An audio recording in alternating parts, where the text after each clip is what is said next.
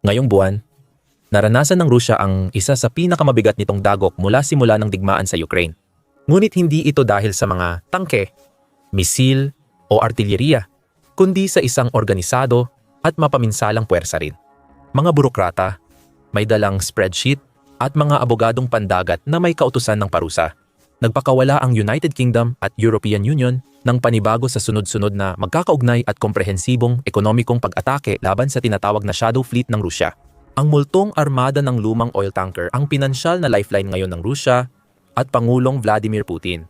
Ito ang makabagong digmaan sa pinakamataas na antas. Pinapahina ang isa sa pinakamalalaking militar sa mundo nang hindi nagpapaputok ng kahit isang bala gamit ang dedikadong ekonomikong digmaan. Iyan ay nagdudulot ng agarang at pangmatagalang pinsala sa kakayahan ng Rusya na ipagpatuloy ang digmaan sa Ukraine.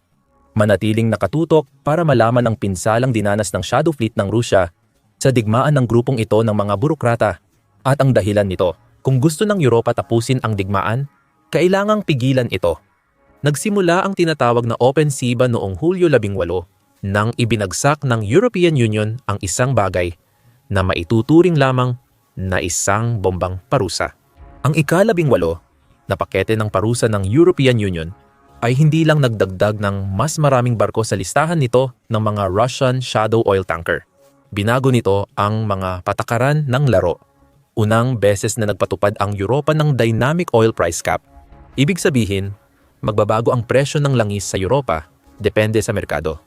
Batay sa ulat, bababa ang presyo mula $60 papuntang $4,700 at $60 kada bariles simula Setyembre 3. Isa ito sa pinakamalalaking pagbaba ng presyo na nakita natin sa kasaysayan kamakailan at nararapat itong pag-usapan pamamaya. Kapansin-pansin, ang pagbaba ng presyo ay para lamang sa langis na galing sa Rusya at sa mga ikatlong partido na kumukuha ng kanilang langis mula sa Rusya. Hindi kasama sa mga ito ang malalaking exporter tulad ng Norwega, Canada o Estados Unidos. Kaya halatang Rusya ang target nilang ekonomiya. Pero ang totoong pagkabigla ay dumating makalipas ang 3 araw. Noong Hulyo 21, inihayag ni David Lammy, kalihim ng ugnayang panlabas ng United Kingdom, ang pinakamalaking maritime sanctions package ng Britanya. Target nito ang 2 kumpanya at 100 at 35 oil tanker na nagdala ng milyon-milyong halaga ng langis mula Rusya mula unang bahagi ng 2024. Hindi ito basta pinili. Natukoy ng British intelligence ang mga barkong ito gamit ang advanced tracking system na kayang makita ang pag-iwas sa sanctions kahit tinatago ng Rusya. Ang mga target na entidad ay nagpapakita kung paano hinaharangan ng United Kingdom ang ekonomiya ng Rusya mula sa labas.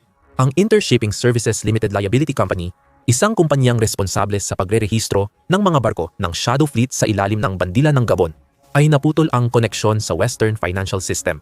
Ang Intershipping Services lang ang nakapaghatid ng hanggang $10, 10 bilyon kada taon sa transportasyon ng produktong Ruso. Gaya nito, ang Letasco Middle East Dubai Multi-Commodities Center subsidiary ng Lukoil sa Dubai ay nawalan ng akses sa mga serbisyong pandagat para sa kanilang malakihang operasyon ng paglilipat ng langis. Ang Lukoil ay ikatlong pinakamalaking kumpanya sa Russia. 2 pang malaking energy company ang nag-ooperate sa mahigit 30 bansa bago ang digmaan sa Ukraine. Ngayon, nasa 14 na bansa na lang ang operasyon nila dahil sa mga parusa. Hindi na kayang suportahan ng Russia ang kanilang mga energy subsidiary sa ibang bansa o bigyan ng krudo at pininong produkto. Lalo pang lumala dahil sa timing ng pangyayari. Tinamaan ng Russia ng mga parusang ito habang nagsisimula ang peak ng winter fuel exports nila sa Asia. Ayon sa ilang pagtataya, 444 na barko ang apektado ng mga parusa. Kabilang na ang 135 na barko na pagmamay-ari ng 2 kumpanya. Kailangan nilang dumaan sa mas mahahabang ruta o itigil ang operasyon dahil sa parusa. Para maintindihan ang matinding parusa noong Hulyo 2025, dapat mong malaman kung paano binuo at pinatakbo ng Rusya ang kanilang Shadow Fleet. Mabilis lumago ang fleet na ito at naging isa sa pinakasopistikadong sistema ng pag-iwas sa parusa. Gamit ang mga butas sa batas pandagat, itinatag ng Rusya ang Shadow Fleet noong 2022 kasabay ng pagsakop sa Ukraine matapos patawan ng kanluran ng mga parusa sa kanilang export ng langis. Dahil sa banta sa ekonomiya, kailangan ng Moscow ng paraan para tuloy ang pag-export ng langis sa mga handang bumili. Ang solusyon ay magtago sa harap ng lahat, gamit ang likas na komplikasyon ng pandaigdigang pagpapadala. Sinimulan ng Rusya gamit ang kanilang malaking merchant navy na may higit 976 general cargo ships at 387 oil tankers para sa langis. Hindi lahat ng barkong iyon ay bagay sa lihim na operasyon.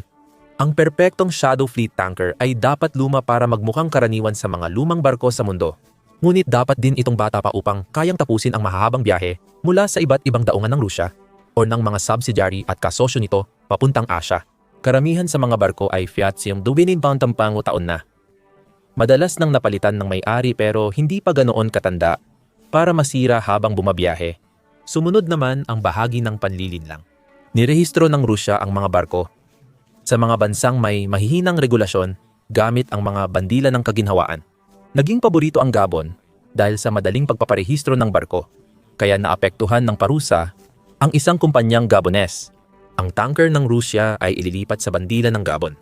Madalas pa itong palitan ng pangalang parang Aprikano at bigyan ng mapanlinlang na dokumento, kaya halos imposibleng matukoy ang totoong may-ari. Sumunod, dumarating ang nagtatagong Shadow Fleet, madalas na pinapatay ng mga barko, ang kanilang Automatic Identification System o Automatic Identification System na parang katumbas ng pagpatay ng iyong Global Positioning System sa dagat. Nawawala sila sa radar ng ilang araw o linggo, kaya halos imposible para sa mga awtoridad na subaybayan ang kanilang galaw gamit ang satellite scanning.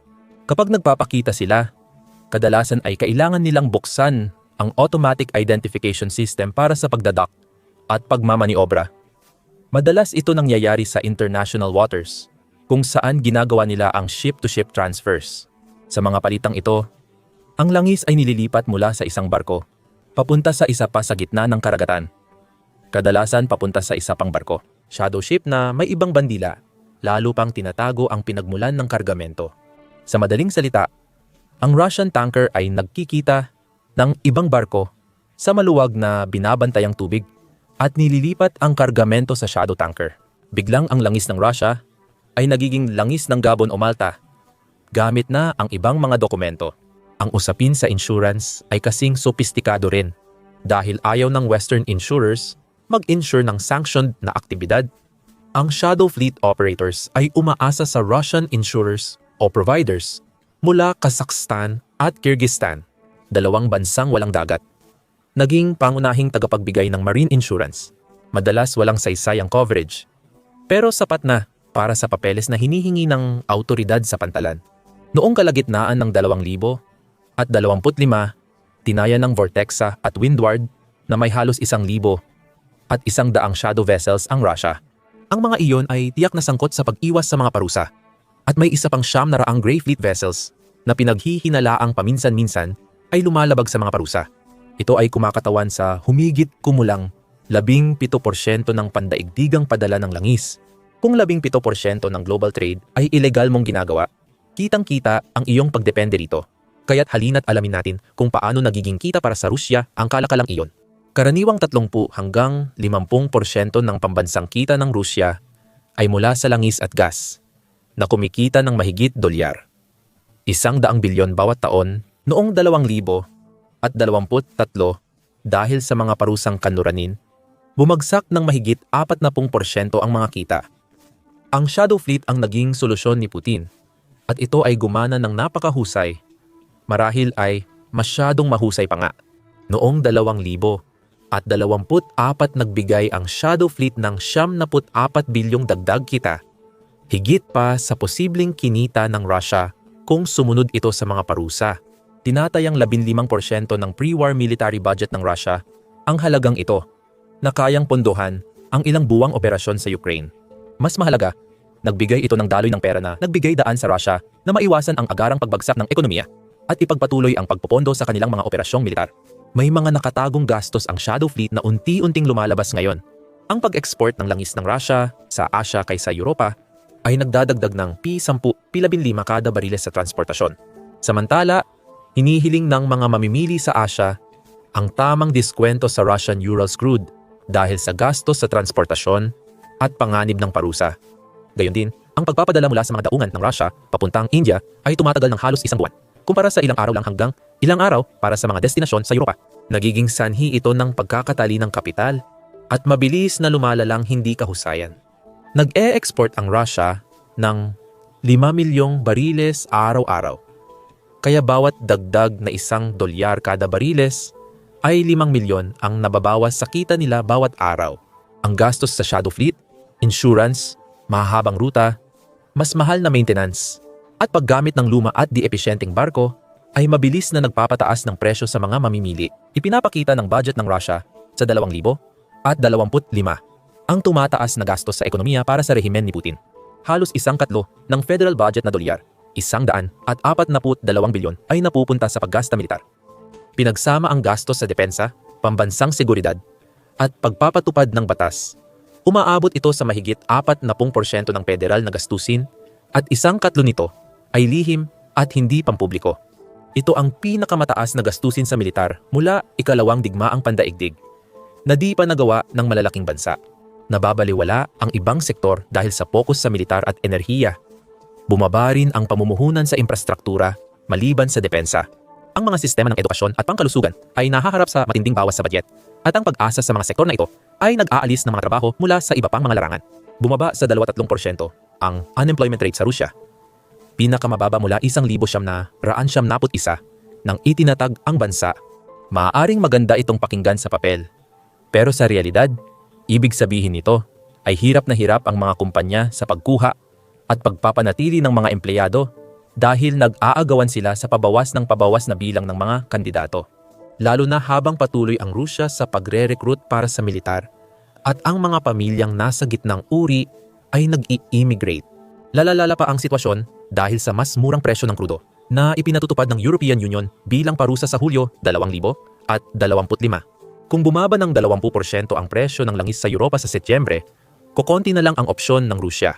Maaaring mabawasan ang short-haul operations ng Shadow Fleet sa Europa at paligid nito dahil sa hindi gaanong kapaki-pakinabang na presyo na natatanggap nito. Maaari rin nitong dagdagan ang kalakalan sa mga bansa tulad ng India o China. Ngunit may dagdag na gastos ang mga rutang ito gaya ng nabanggit kanina. Kung ilalaan ng Rusya ang mas maraming enerhiya sa China at India, maaaring humingi ang dalawang bansa ng mas paborableng presyo dahil lang sila ang may lamang sa negosasyon. Sapagkat habang patuloy na sinusubukan ng European Union na putulin ang ugnayan nito sa langis at gas ng Rusya, na magre-resulta sa tuluyang pagkawala ng mga shadow fleet sa kanilang mga bansa, kakaunti na lang ang matitirang magagandang destinasyon ng Rusya para sa kanilang pag-e-export. May alternatibo ang ilang bansang tulad ng nasa silangang Europa na hindi kailangan ng malaking maritime trade. Dumaan ang Baku-Tbilisi-Sian pipeline mula Baku, Azerbaijan, sa Georgia at nagtatapos sa pantalan ng Siena, Turkey. Direktang tinatarget ng militar ng Ukraine ang mga refinery at pipeline ng Russia malapit sa hangganan at hanggang Caucasus. Mas pinapahina nito ang paghatid ng langis at gas sa lupa kumpara sa tubig. Kung mapipigilan ng mga parusa ang 400 at 44 na barko sa kalakalan, haharap ang Russia sa krisis sa lohistika habang tumataas ang demand sa pag-export ng enerhiya. Ang natitirang shadow fleet ay kailangang humawak ng mas mataas na dami gamit ang mas luma at hindi gaanong maaasahang mga barko na ngayon ay mas mahigpit pang binabantayan ng mga ahensya ng pagpapatupad ng batas sa kanluran. Ang dynamic price cap mechanism ay maaaring makasama dahil tutugon ito sa pagtatangkang umiwas ng Russia. Kapag nagtangkang magtakda ng mataas na presyo ang Russia gamit ang mahihirap na kasunduan, bumababa agad ang cap para mapilit ang ibang merkado na sumunod. Nagiging sanhi ito ng pricing death spiral, kung saan ang krudong langis ng Russia ay nawawalan ng kompetisyon, kaya napipilitan ang Moscow na tumanggap ng mas malaking diskwento at mas bumababa ang kita. Malaki rin ang papel ng China sa pagtaas ng gastos ng Russia. Hindi lang sa kakayahan nitong humingi ng diskwento, kahit di sumali ang Beijing sa parusa ng kanluran. Nag-aalangan ang mga bangko sa China na asikasuhin ang transaksyon ng Russia dahil sa takot sa dagdag na sekundaryang parusa. Sa huling bahagi ng 2024 halos 78% ng bangko sa China tumanggi sa direktang bayad ng yuan mula Russia. Napipilitan ang mga negosyanteng Ruso gumamit ng mas mahal na alternatibong pagbabayad, kaya tumataas ang gastos sa transaksyon. Tandaan, ito na ang ika-18 parusa ng European Union laban sa Russia. Bawat dagdag na paghihigpit ay nagtutulak sa shadow fleet na gumamit ng mas komplikado at mahal na opsyon, kaya tumataas ang gastos at panganib. Kung magtutuloy ang digmaan at parusa, posibleng hindi na maging kapaki-pakinabang sa ekonomiya ang shadow fleet maliban sa mahalagang pag-export ng langis ng Russia. Ang epekto ng mga parusa sa shadow fleet ay maaring magdulot ng malalaking pagbabago sa sistema at sa estratehikong posisyon ng Russia sa ikalawang kalahati ng dekada, lampas pa sa kalakalan sa dagat. Mahalagang epekto nito ay ang lalong pag-iisa ng Russia mula sa global na sistema ng maritima. Ang pag-asa ng shadow fleet sa mga luma ng barko, kaduda-dudang insurance, at panlilinlang ay nagdudulot ng lumalaking hindi pagkakatugma sa lehitimong pandaigdigang pagpapadala. Habang umuunlad at lumalawak ang pagpapatupad, posibleng tuluyang matanggal ang Russia sa Global Maritime Network. Bukod pa rito, ang pag-asa ng Russia sa mga lumang barko ay nangangahulugan na hindi nila gaanong kailangan ng mga bago. Noong 2023 inako ng State Bank ang United Shipbuilding Corporation or United Shipbuilding Corporation na nagpapatakbo ng 40 shipyard at may 75,000 empleyado noon. Iniulat ng United Shipbuilding Corporation na nabigo silang matupad ang kanilang mga proyekto dahil sa mga parusa na nagharang sa pag-aangkat ng mahahalagang pyesa. Ang pamahalaan ng Russia ay nagpapataw ng matinding presyon sa mga proyekto, militar man o hindi, kaya maraming supplier ang napipilitang akuin ang pagkalugi o mawalan ng malaking kliyente. Kung di na legal makipagkalakalan ang Russia sa ibang bansa, posibleng bumagal ang paggawa ng bagong tanker dahil sa mababang demand na magdadagdag ng presyon sa mga shipyard na umaasa sa kulang bayad na kontrata ng militar.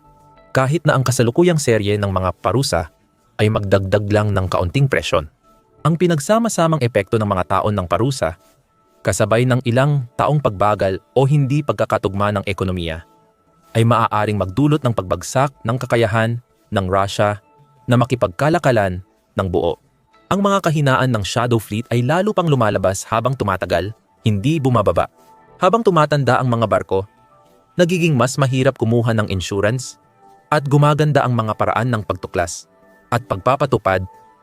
Ang sistema ng Russia ay unti-unting nagiging mas mahal at hindi mapagkakatiwalaan. At narito naman ang artificial intelligence makabago. Artificial intelligence powered detection system ngayon ay nagmo-monitor ng global shipping sa real-time gamit ang machine learning para matukoy ang kakaibang kilos na posibleng nagpapahiwatig ng pag-iwas sa parusa. Ang Nordic Warden Operation ng United Kingdom ay marahil ang pinakatampok na operasyon na nagbunsod sa pag-usbong ng mga parusang ito sa simula pa lang. Gumagamit ang operasyon ng artificial intelligence para bantayan ang 22 lugar na mahalaga sa English Channel, North Sea, Kattegat at Baltic Sea. Gamit ang satellite imagery, artificial intelligence data, thermal signatures at predictive analytics. Ang Windward Maritime Artificial Intelligence, isang nangungunang detection platform, ay sumusubaybay sa mahigit 1,000 at 100 dark fleet na barko gamit ang satellite imagery, port records, at insurance databases para matukoy ang natatanging pattern ng shadow fleet operations. Natukoy ng sistema ang mga barko kahit naka-disable ang automatic identification system transponders gamit ang thermal signatures, wake patterns, at paghahambing sa mga kilalang database. Nangunguna ang mga teknolohiyang ito sa pagtuklas sa tunggalian dahil sa ilang dahilan. Karaniwan na ang satellite coverage dahil marami ng komersyal at pampamahalaang satellite system na nagbibigay ng overlapping coverage sa global shipping routes. Pangalawa, umunlad na ang artificial intelligence sa pagproseso ng datos. Kaya nitong suriin ang malaking datos halos real-time, na tumutulong sa human analyst na mas tumpak matukoy at makumpirma ang aktibidad ng shadow vessel. Pangatlo, ang pinansyal na pagmamanman ay nagdadagdag ng dagdag na beripikasyon. Kapag ang isang barko ay nag-aangkin na nagdadala ng langis mula sa Malaysia, ngunit ipinapakita ng mga record sa pananalapi na ang mga bayad ay mula sa mga entidad ng Russia, pwedeng automatikong i-flag ng artificial intelligence ang hindi tugma. Pinapahirap ng ganitong pagtutukoy ang mga komplikadong ruta at pattern na nilalayong lokohin ang tao laban sa artificial intelligence. Lalong desperado ang kontrahakbang ng mga Ruso. May mga barko ngayon na may maraming transponder na binubuksan at pinapatay para lumikha ng maling elektronikong lagda. May ilan na gumagamit ng Global Positioning System spoofing para magbigay ng maling lokasyon. Sopistikadong operasyon ay may koordinasyon ng maraming barko na nagpapalit ng elektronikong pagkakakilanlan sa laot. Madalas, ang countermeasure ay nagbubukas ng bagong pagkakataon sa pagtuklas. Halimbawa, natutukoy ang Global Positioning System spoofing sa paghahambing ng iba't ibang satellite system at pagtukoy ng hindi tugma. Ang paggamit ng maraming transponder ay lumilikha ng mga elektronikong fingerprint na maaaring mas madali pang subaybayan kaysa sa lehitimong operasyon ng iisang transponder. Dahil dito, ang teknolohikal na uso ay mas pumapabor sa pagtuklas kaysa panlilinlang. Isang bagay na nakita rin natin sa labanan sa Ukraina. Ipinapakita nitong mas mahirap at magastos panatilihin ang operasyon ng Shadow Fleet habang umuunlad ang teknolohiya ng pagpapatupad. Nagpasya ang Europa na higpitan ang presyon sa Rusya, ngunit kulang ang parusa kung walang suporta ng internasyonal na komunidad.